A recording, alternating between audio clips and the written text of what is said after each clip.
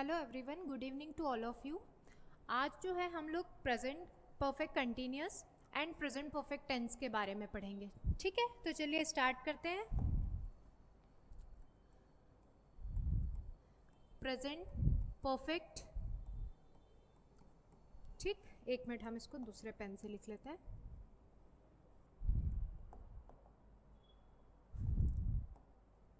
Present perfect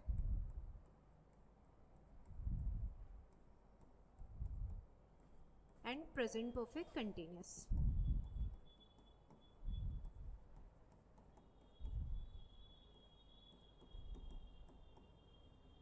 ठीक है, हम ये देखेंगे कि दोनों के बीच में डिफरेंस क्या होता है। ठीक है, दोनों के बीच में जो डिफरेंस है उसको हम देखेंगे आज।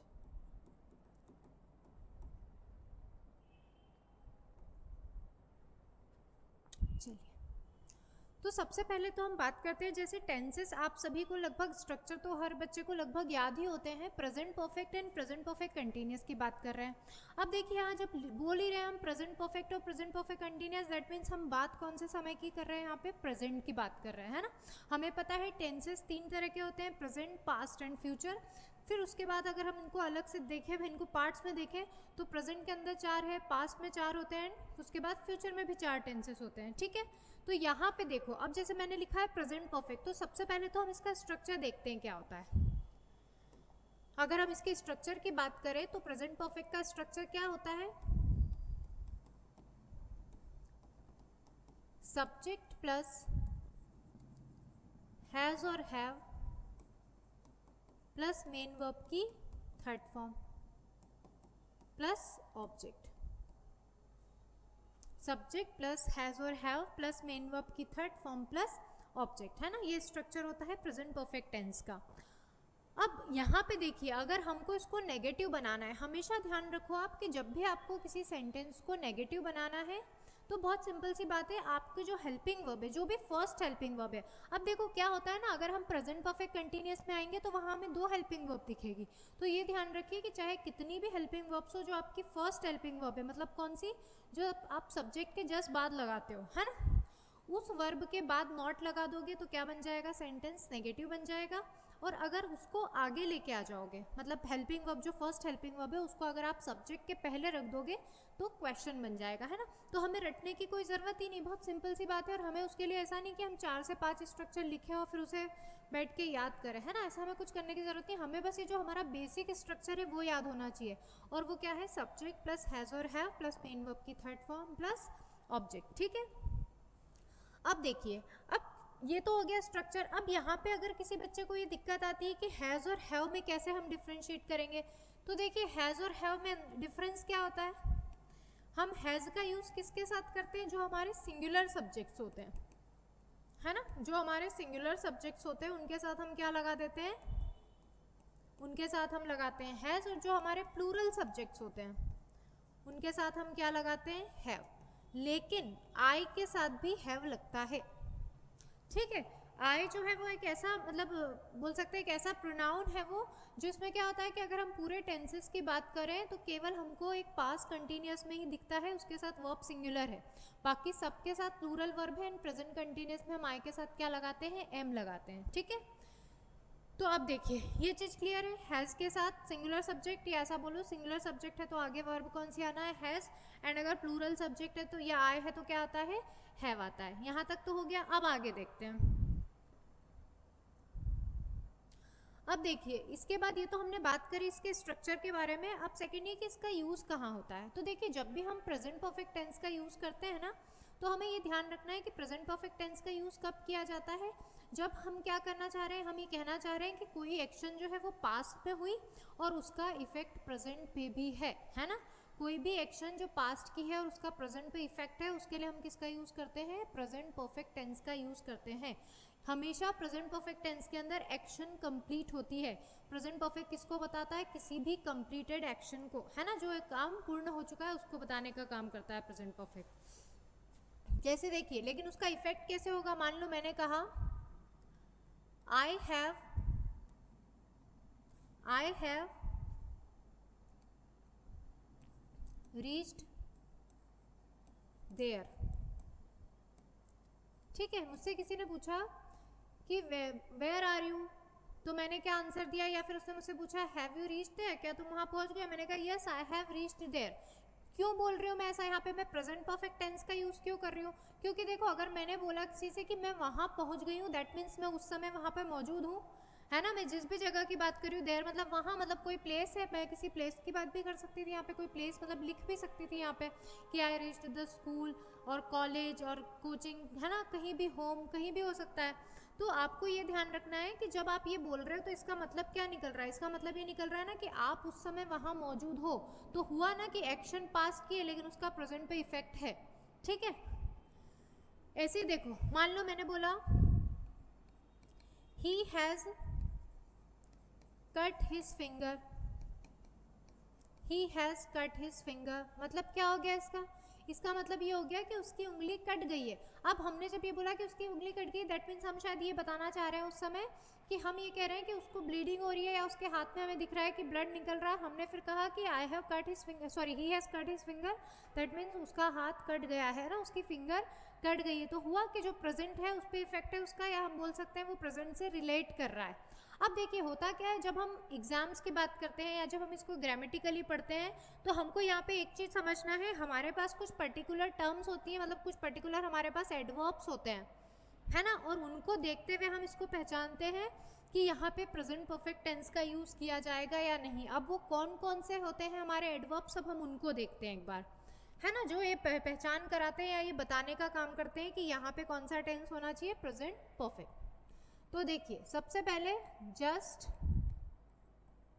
And already, just and already, ठीक।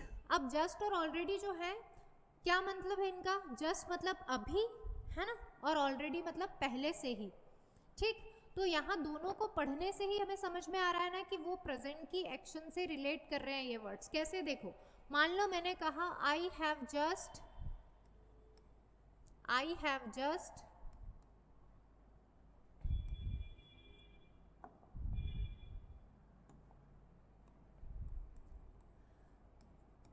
I have just finished my work,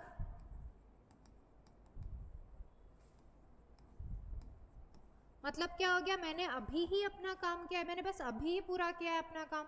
तो क्या कर रहा है, प्रेजेंट को रिलेट कर रहा है। ऐसे ही मैंने कहा she has already, she has already learned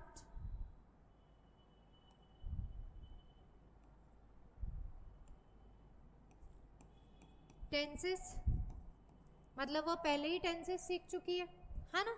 तो देखो यहाँ पे क्या हो रहा है, ये पहचान होती है इस टेंस की। अगर आपको दिख रहा है कि यहाँ पे मेन वर्ब के पहले, है ना, ये भी ध्यान रखना है, मेन वर्ब है आपकी ये सेंटेंस की, और मेन वर्ब के पहले जब आप किसका यूज़ कर देते हो, आप जस्ट या ऑलरेडी का यूज़ करते हो, तो वहाँ ध्यान रखिए कौन सा टेंस होता है, प्रेजेंट परफेक्ट टेंस होता है, ठीक। अब ऐसे अगर हम आगे बढ़ें तो देखिए, अब मान लीजिए कि हमने लिखा है, अभी तो हमने जैसे जस्ट और ऑलरेडी के बारे में बात करी, अब कुछ और भी वर्ड्स हो सकते हैं जैसे yet and till now, yet and till now. अब हम येट और टिल नाउ का यूज भी कब करते हैं, प्रेजेंट परफेक्ट टेंसेस के अंदर करते हैं। पोजीशन क्या होगी इनकी, हमेशा सेंटेंस के एंड में, है ना, पोजीशन क्या होगी इनकी, सेंटेंस के एंड में।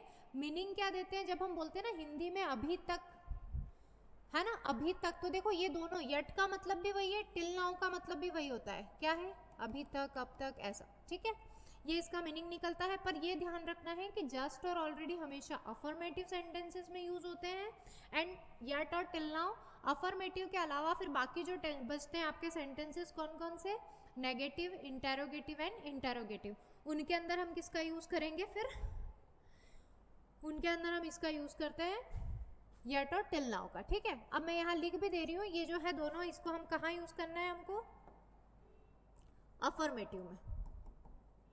पोजीशन क्या होना चाहिए, मेन वर्ब के पहले, ठीक है, मेन वर्ब के पहले, मुख्य क्रिया के पहले। अब देखिए येट और टिल नाउ, येट और टिल नाउ कहाँ यूज होते हैं, नेगेटिव,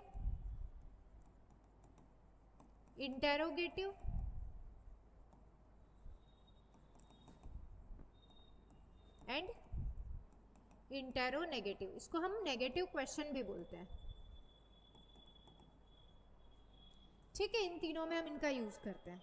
ठीक है, आ गया समझ में? अब देखो सेंटेंस बना के देखते हैं कैसे यूज करेंगे। मान लो हमने लिखा he has not finished this task yet। मतलब क्या हो गया, उसने अभी तक इस काम को पूरा नहीं किया है, उसने अभी तक इस कार्य को पूरा नहीं किया है। अब देखो यहाँ बोलने से समझ में आ रहा है ना कि हम जो बात कर रहे हैं यहाँ पे क्या हो रहा है, कोई एक्शन है वो पास में हुई लेकिन वो अब तक कैसी है, इनकम्प्लीट है। और इसके अंदर ये भी समझ में आ रहा है कि ये एक्शन प्रेजेंट को रिलेट कर रही है। ठीक है, अब आगे देखते हैं, एक और एग्जाम्पल देखते हैं। एक एग्जाम्पल हम टिल नाउ से भी बना सकते हैं, मीनिंग सेम निकलता है। ठीक है, हम एक बनाते हैं question, have you received your parcel yet, या हमने लिख दिया till now question mark. Have you received your parcel till now, मतलब क्या तुम्हें अभी तक मिला तुम्हारा पार्सल, मिला है अभी तक पार्सल। और आप इसको ऐसे भी बना सकते हो ना, have you not received your parcel till now, क्या तुम्हें अभी तक तुम्हारा पार्सल नहीं मिला। तो आप इसको दोनों तरीके से बना सकते हो। ये दोनों ही सेंटेंसेस है जिनको हम क्या कर सकते हैं, नेगेटिव, इंट्रोगेटिव और इंट्रोनेगेटिव तरीके से बना सकते हैं। और हम येट की जगह टिल नाउ या टिल नाउ की जगह येट का यूज कर सकते हैं। ठीक है, अब आगे बढ़ते हैं।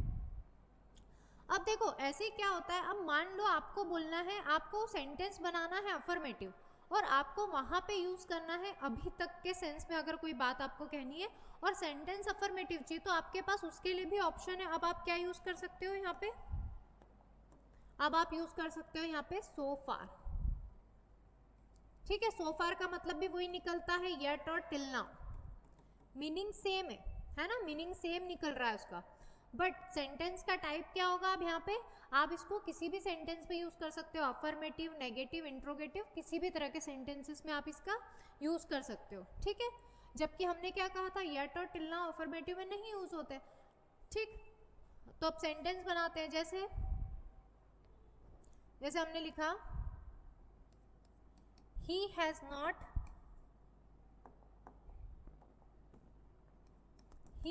not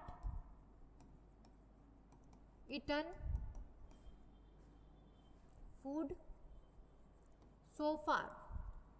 क्या मतलब हो गया कि उसने अभी तक खाना नहीं खाया है। ठीक है, अब वैसे मैंने यहाँ पे नॉट लगा दिया, पर ठीक है, मैं सो फार का भी यूज कर सकती हूँ या टिल नाउ का भी यूज कर सकती हूँ। हम चाहे तो एक दूसरा सेंटेंस लिख सकते हैं, क्योंकि हम यहाँ पे अफर्मेटिव से बनाना चाह रहे हैं तो हम कुछ और लिख लेते हैं। जैसे मैंने लिखा he has written many books so far, है ना। आप देखो ये सेंटेंस अफर्मेटिव है, हम चाहे तो उसको नेगेटिव, इंट्रोगेटिव में भी यूज कर सकते हैं, बट हमें पता है, अभी हमने पहले पढ़ ही लिया कि हम येट और टिल नाउ यूज करते हैं अफर्मेटिव के अलावा बाकी सब में। तो हमने यहाँ पे सीखा कि अगर हमें अफर्मेटिव सेंटेंस बनाना है और यही सेंस देना है तो वहाँ हम क्या लगा सकते हैं, सो फार। तो he has written many books so far, मतलब मैनी बुक्स है ना, सॉरी मैनी बुक्स, क्या मतलब हो गया इस सेंटेंस का, मतलब हुआ कि वह अब तक क्या कर चुका है, कई सारी किताबें लिख चुका है, वह अभी तक कई सारी किताबें लिख चुका है। तो देखिए हो रहा है ना यहाँ पे कि हम पास्ट के कोई एक्शन है और उसको प्रेजेंट से रिलेट कर रहे हैं। आप जितने भी सेंटेंसेस को अगर देखोगे जो मैंने बोर्ड पे लिखे, और उन सभी में आप देखोगे कि वो प्रेजेंट से कनेक्शन को बताते हैं। ठीक है, तो ये तो बात हुई प्रेजेंट परफेक्ट के बारे में। अब आते हैं हम प्रेजेंट परफेक्ट कंटिन्यूअस पे। अब देखिए अगर हम प्रेजेंट परफेक्ट कंटिन्यूअस के स्ट्रक्चर की बात करें,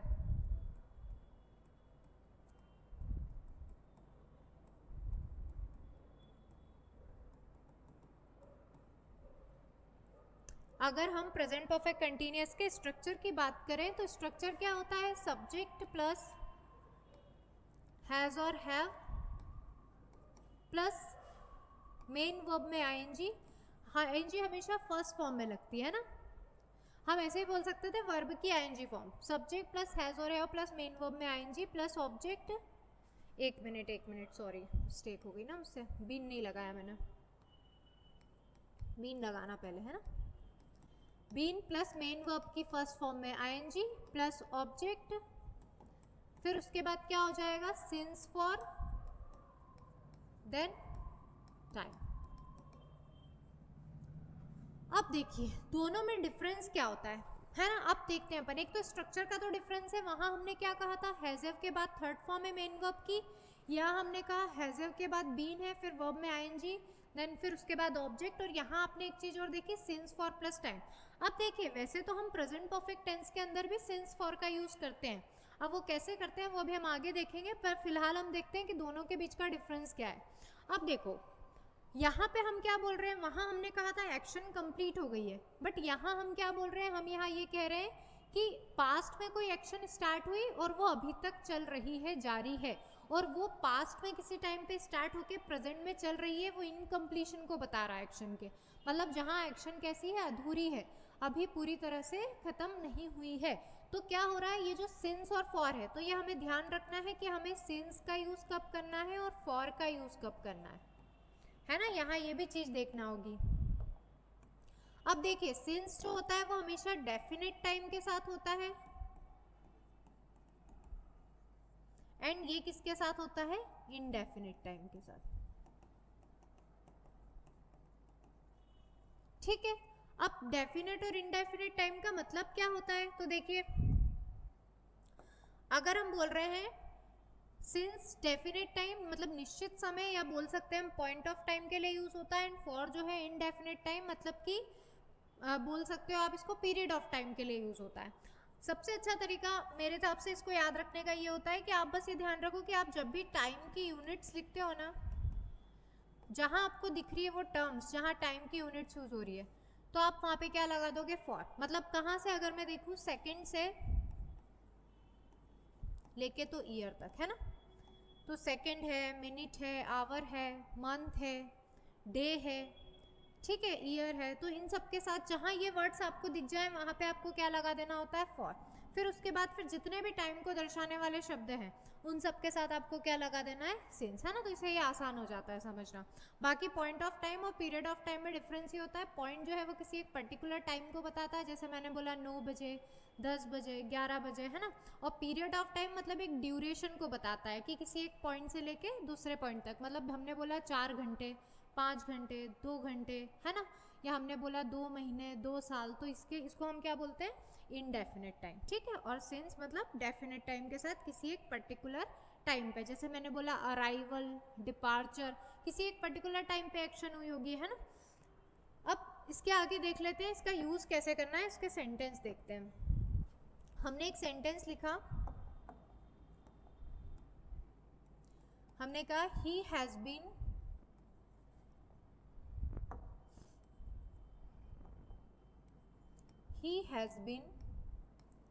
working here since 2022। ठीक है, अब यहाँ पे क्या हो रहा है, एक एक्शन है वो पास्ट में स्टार्ट हुई, किस टाइम पे स्टार्ट हुई, हमने कहा पास्ट में वो स्टार्ट हुई थी 2022 में, एंड उसके बाद वो अभी प्रेजेंट में भी चल रही है, जारी है, यहाँ वो एक्शन खत्म नहीं हुई है, अभी भी चल रही है।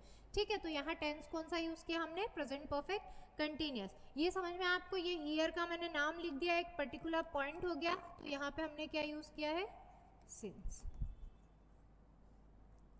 ठीक है, तो दोनों में डिफरेंस क्या हुआ, हमने क्या समझा, हमने देखा कि प्रेजेंट परफेक्ट टेंस का यूज हम कब करते हैं, जब हम बताते हैं कि पास्ट में कोई एक्शन हुई है वो प्रेजेंट को रिलेट कर रही है, ठीक है, और वहाँ एक्शन की कंप्लीशन को बताते हैं हम। जबकि यहाँ क्या हो रहा है, प्रेजेंट परफेक्ट कंटिन्यूअस में हम ये बताते हैं कि पास्ट में कोई एक्शन स्टार्ट हुई एंड वो अभी भी जारी है, वर्तमान में भी चल रही है, मतलब वो किसको बता रहा है, इनकम्प्लीशन को, मतलब वो एक्शन अभी कैसी है, इनकम्प्लीट है, अधूरी है।